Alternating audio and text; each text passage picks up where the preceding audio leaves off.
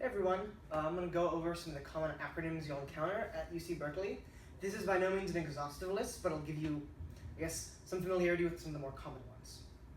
So what's going to happen is I'm going to go through each acronym, state the full length name, and give you a little blurb about what this service provides. So this might take a little bit of time. So the first is the SLC, which is the Student Learning Center. The key letters are actually underlined here. And the Student Learning Center is actually a part of the Cesar Chavez building that provides academic support services for a wide variety of disciplines and students.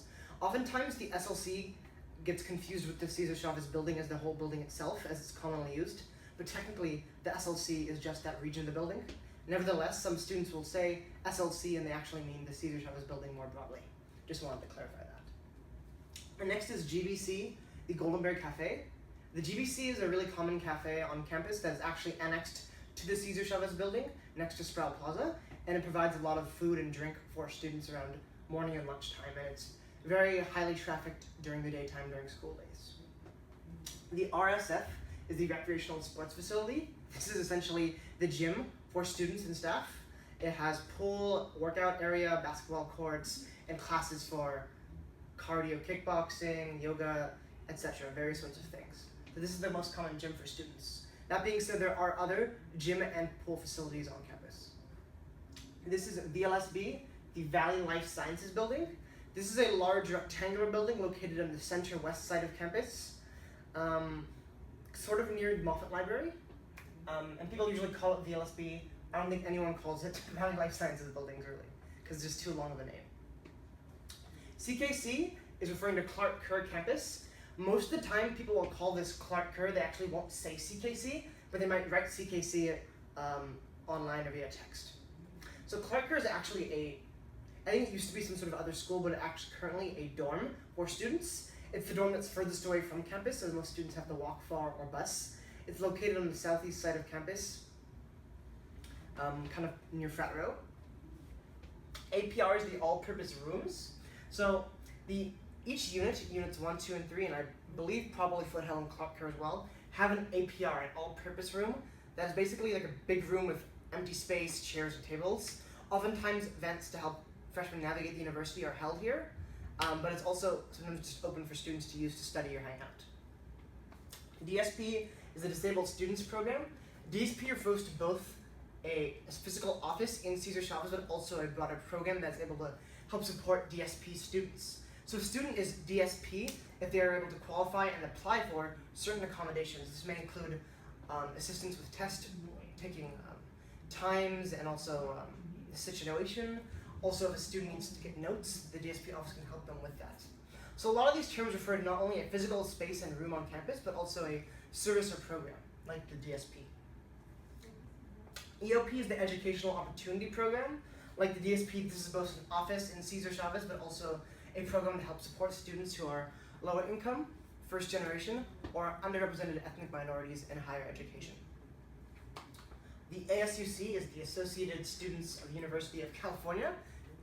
Like a lot of other these things, no one says the full name, everyone just says ASUC.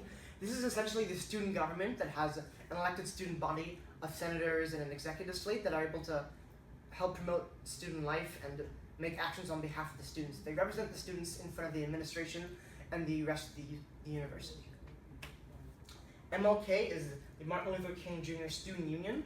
This is actually a really new building as of last year, and it basically provides space for students to study, buy coffee. There are a few restaurants. It's also attached to the student store. It has rooms for reservation for events if you want.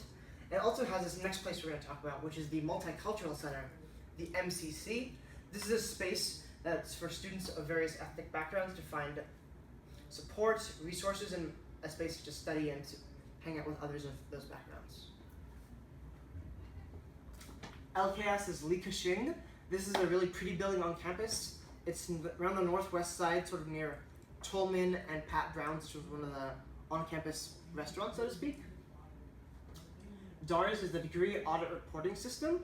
This essentially lets you see how on track you are to finish your degree, if you need to finish any more breaths, any more major requirements, etc.